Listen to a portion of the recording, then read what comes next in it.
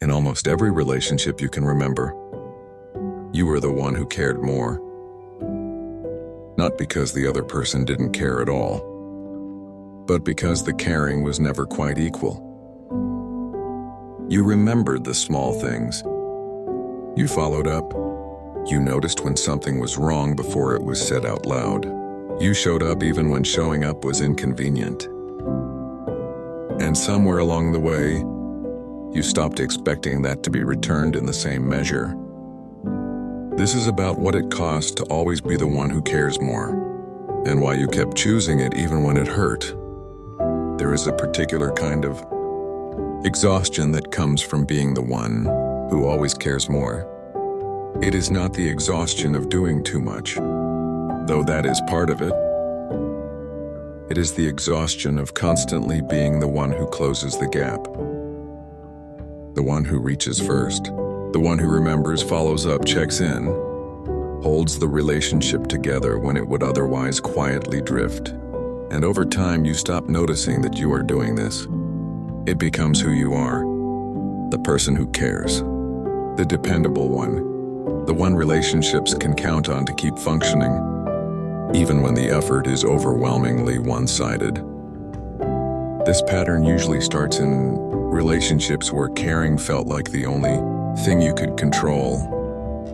Maybe you grew up in an environment where love had to be earned through attentiveness, where you learned that paying close attention to other people's needs was the way to stay connected, stay welcome, stay safe. And so you became very good at it. Reading people, anticipating needs, showing care before it was even asked for. And this skill, because it is a skill, got reinforced every time someone responded warmly. Every time your attentiveness was met with appreciation. Every time caring more seemed to produce exactly the connection you were hoping for. So you kept doing it, in friendship after friendship, in relationship after relationship, becoming each time the one who carried slightly more of the emotional weight. You did not keep caring more because you didn't notice the imbalance. You noticed. But noticing the imbalance and being able to change it are two very different things. Because the alternative, caring less, matching the other person's effort, pulling back to see what would happen if you stopped closing the gap, felt like a risk you weren't sure you could survive. What if you cared less and the relationship simply ended? What if the only thing holding it together was your effort, and the moment you stopped providing it, there was nothing underneath? That question was terrifying, because it meant that finding out required risking, the very thing you were trying to protect. So you kept caring more, not because it felt good, but because the alternative felt unbearable. From the inside, always caring more felt like a quiet, ongoing labor.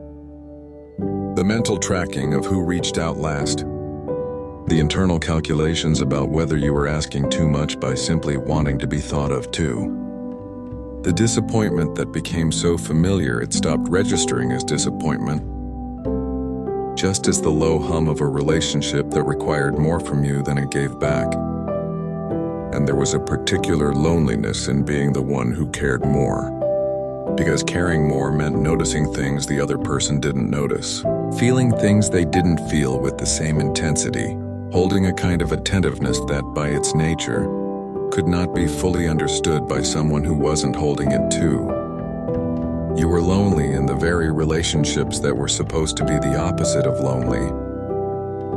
The cost was not only emotional, it was the energy spent maintaining connections that should have required mutual effort to maintain. It was the version of yourself that became so attuned to other people's needs that your own needs became almost foreign. Something you had to consciously search for rather than something that arose naturally. It was the quiet erosion of your belief that you could be cared for in the same way you cared for others. Because if every relationship required you to be the one who cared more, then somewhere in you a belief began to form. Maybe this is simply my role. Maybe I am the kind of person who gives more than they receive. Maybe equal care is something other people get to have. And that belief, quiet, unspoken, but deeply held, shaped every relationship that came after. Here is what was never true: that you were meant to always be the one who cared more. That equal care was something you weren't built for receiving. That love, to be real, had to be earned through constant effort and vigilant attentiveness. You learned that pattern because it was the pattern available to you, because the relationships you had access to operated that way. But that does not mean it was the only kind of relationship that exists. There are relationships where care moves in both directions, where you are not the only one remembering, reaching, noticing, where the relationship does not depend entirely on your willingness to hold it together. Those relationships exist, and you are allowed to want them. If you have spent years being the one who cares more, I want to offer you something to consider. The caring itself was never the problem. Your capacity to notice, to remember, to show up, that capacity is beautiful. The problem was the imbalance. The pattern of always being the one who closes the gap. And that pattern is not a fixed part of who you are. It is a role you learned to play because it was the role that was available. You do not have to keep playing it. Somewhere out there, in relationships you haven't built yet, or in the ones you already have, if there is room to grow them, there is a version of connection where you are not the only one reaching. Where caring is something done to you as much as by you. You deserve that. You always did.